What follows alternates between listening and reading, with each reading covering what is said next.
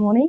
So the last family of the well-known specialized metabolites are alkaloids. Alkaloids, you know them surely because they are very famous for several drugs that are very important in our pharmacopoeia, such quinine, for example, morphine, strychnine, that are used currently in several treatments.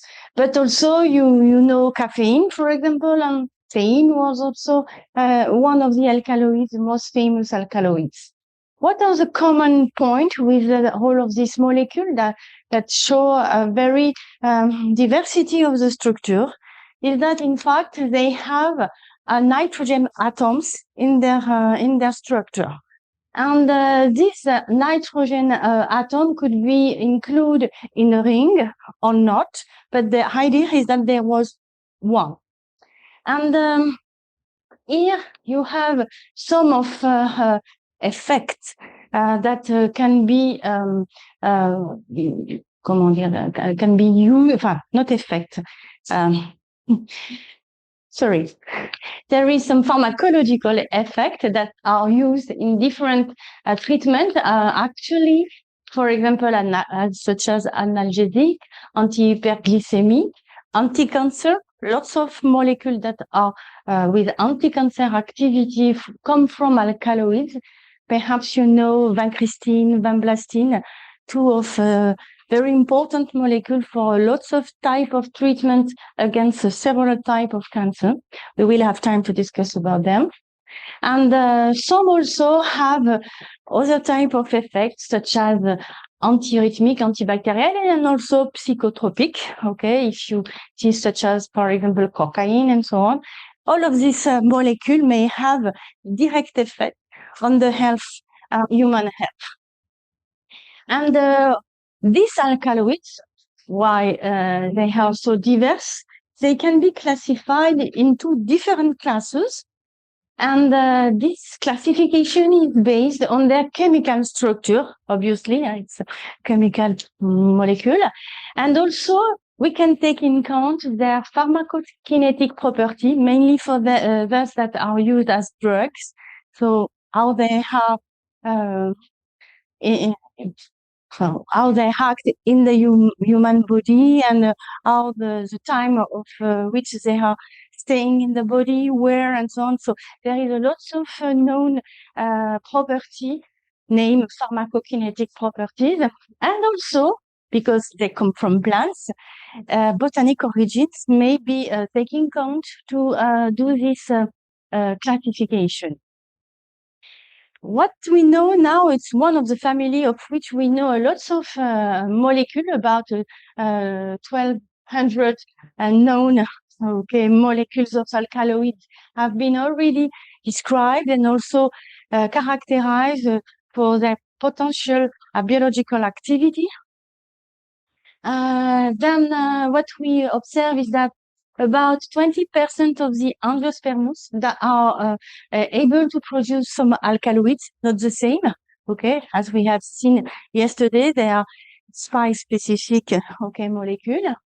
And this is also interesting, is that in fact there is a scaffold with a nitrogen in a structure, but you can have addition of other type of molecules such as steroid, secoiridoid, terpenoid, type of molecule we have seen yesterday. So in fact, alkaloids can be very, very complex molecule.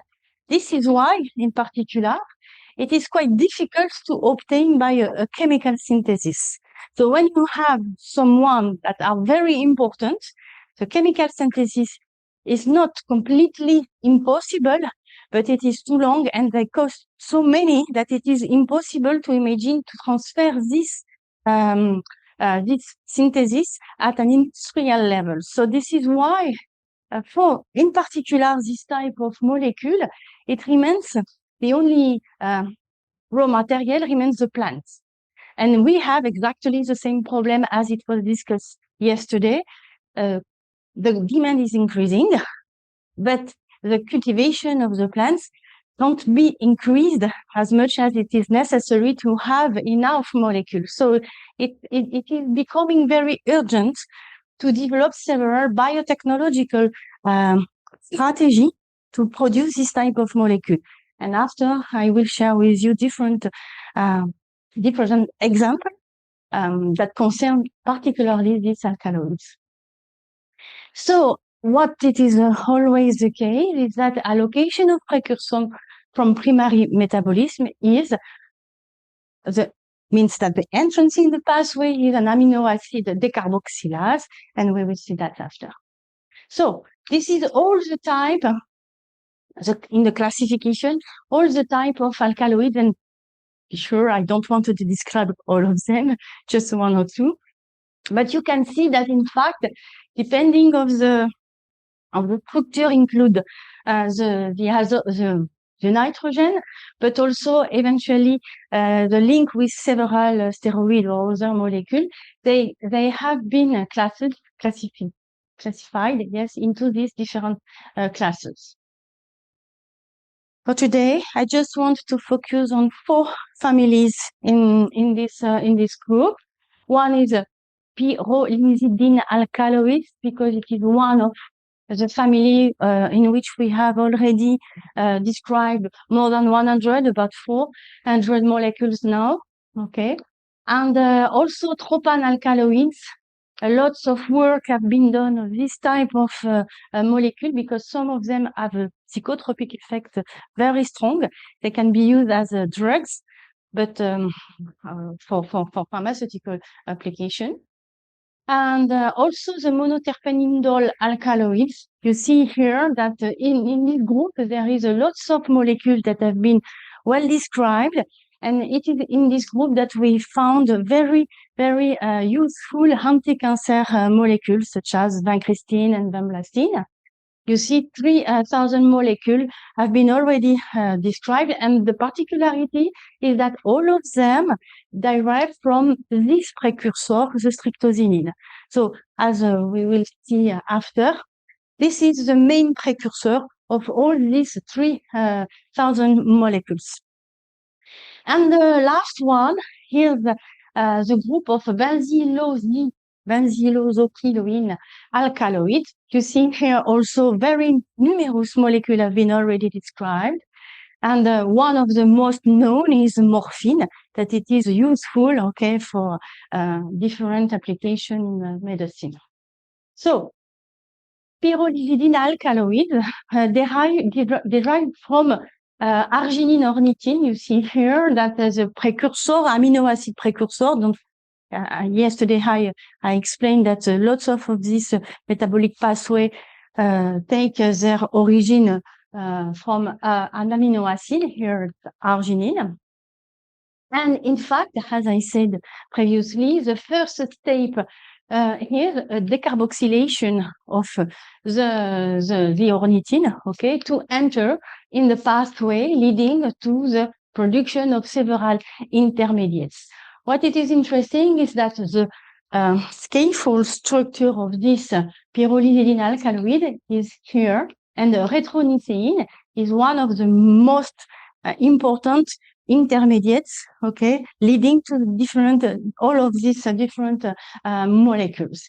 Here you have the examples, some examples, structure example of several pyrrolizidine alkaloid, and you see that there is this common structure that they share. After there is other type of ornamentation, but they have this common, okay, structure, that it is the mark, okay, of this type of alkaloids. Here are 2 examples of plants. The main family that are responsible of producing this type of alkaloid come from Boraginaceae, okay, and here it's 2 examples that there was quite funny, because in this case, for example, in Borago officinalis, there is some alkaloid, and the essential oil of this plant is useful, but we need to avoid the alkaloid because they are very cytotoxic. So it's not for this that we use, for example, this plant. On the contrary, for example, in the same family, Symphytum officinal, which is also a boraginacea, is considered as an herbal medicine. And in this case, we use specifically some extract or some molecule, in particular alkaloids. So means that in fact, they are not all toxic or all good for the health, depend of their activity. So they need to be studied, okay, in regards of what we can do for our health, for example. But what it is true is that in the same family, all of them are able to produce some alkaloids. Propanalkaloids, this is also a very interesting classes of alkaloid. They come from mainly two big families, Solanaceae and also Linaceae. I don't know, there is a lot of examples here on Solanaceae. You have tomato and so on and so on, potatoes and so on.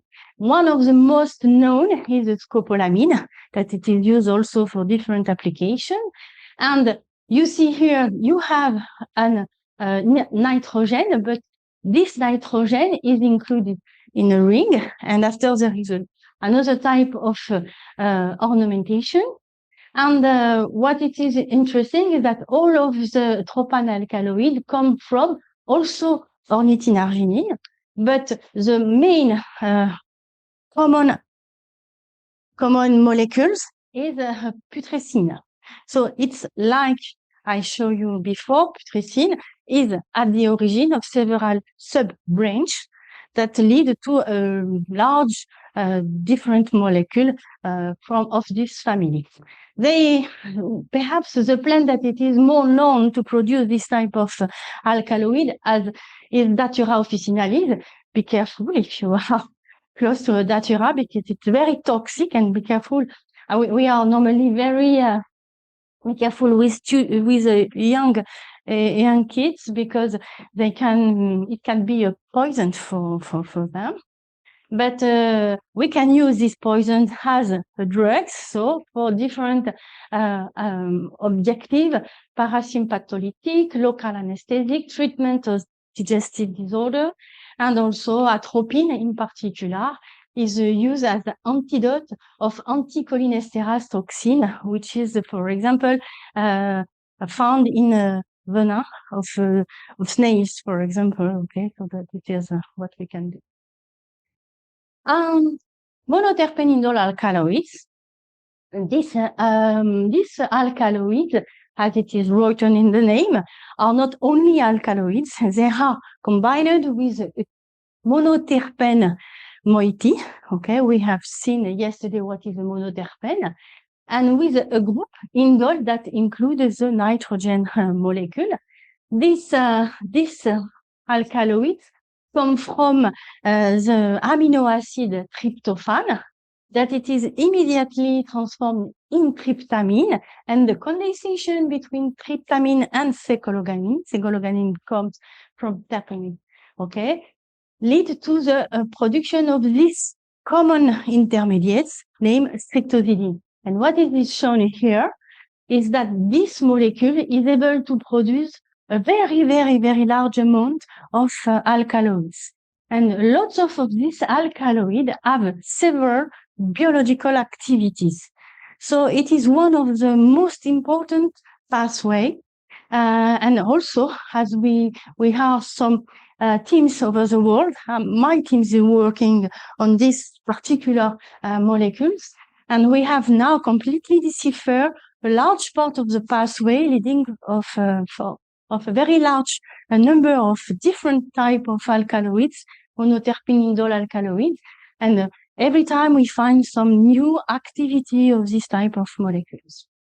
So the two main plants known to produce alkaloids that are useful for several treatments are Rauwolfia serpentina and the Catharanthus roseus, namely, okay, Indian snake roots for this one, and also Madagascar periwinkle here. Both of these two plants are currently cultivated here in India, because you have the perfect condition of their culture. And for example, all the alkaloids used that come from Cantharanthus roseus come from cultivation of this plant here in India. So they are very important for you, but for the world, okay, because I think it is, for the moment, it is the main source of production of this molecule. So 3,000 structures have been already characterized. They come from specifically the three family of gentiatanal, I name Procinaceae, Cantharanthus and Provolcia Procinaceae, Loganiaceae and Rubiaceae. But there is also some ancestral plants that may produce some of these alkaloids, which is very interesting to compare, for example, the pathway between this ancestral plant and this more modern one to understand what are the reason of this diversity, molecular diversity of this alkaloid. And okay, tryptophan is an amino acid indole precursor. And to finish, okay, I would like just to have a slide on benzyl zoquinolene alkaloids, and that you see they share a benzyl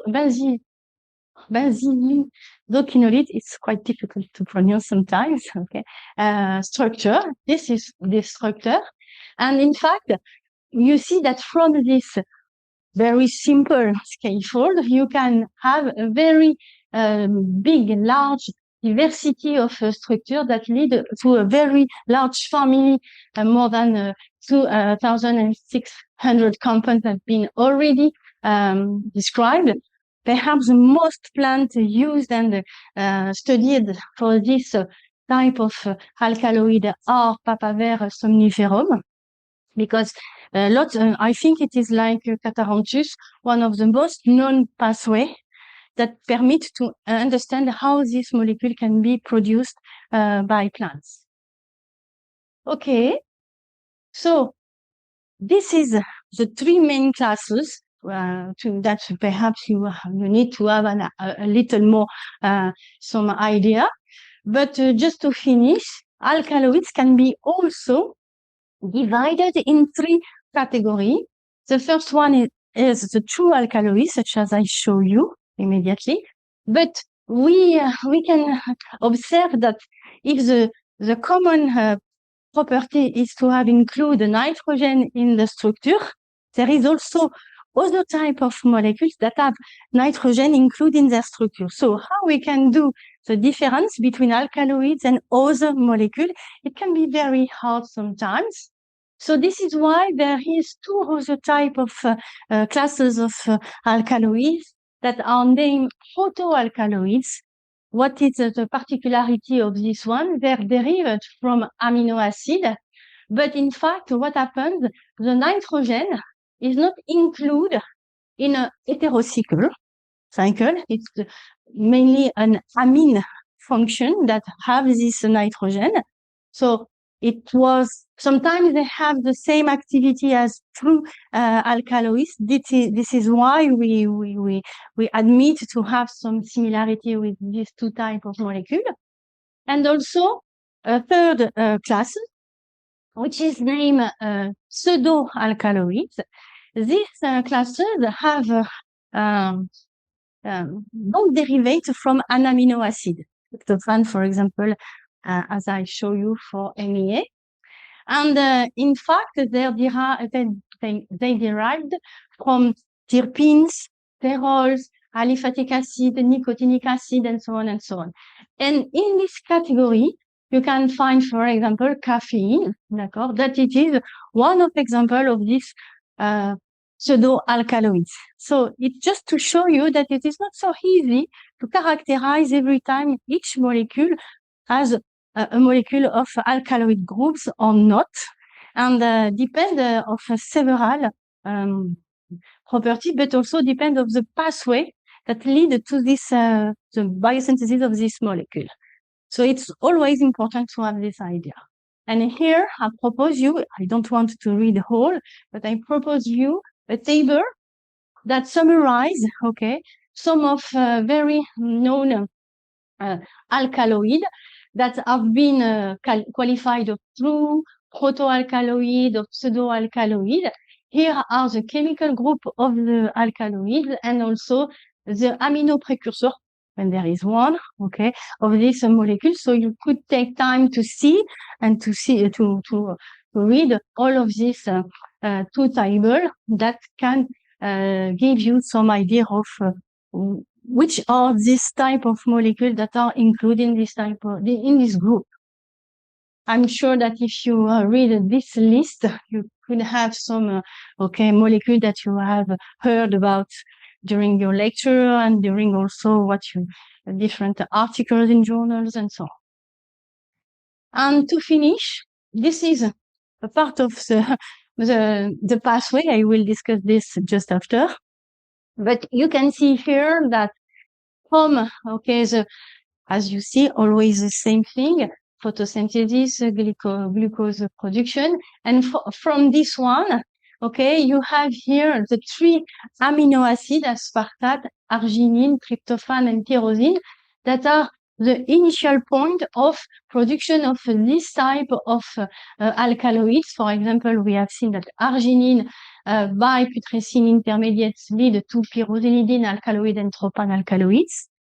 And tryptophan, we have just discussed about this, lead to monoterpene alkaloids, while tyrosine lead to quinoline alkaloids. And the third group, I didn't spoke about it, but it doesn't matter, is quinolizidine alkaloid, but it is also known to have a common intermediate that is considered the precursor of the alkaloid, is cadaverine. These alkaloids gave a very bad savor and odor, of some of the flowers that are producing these molecules or the plants. So here it's very interesting because with this picture, we can see that are very closed, from the one from the others, but they have some very different particularity. And it is really a challenge to produce this type of molecule for several applications. And to finish also, this is what I want to show you. We have seen that, for example, for pyrolizidinic alkaloid, we have this structure that is common to all of the members of this family.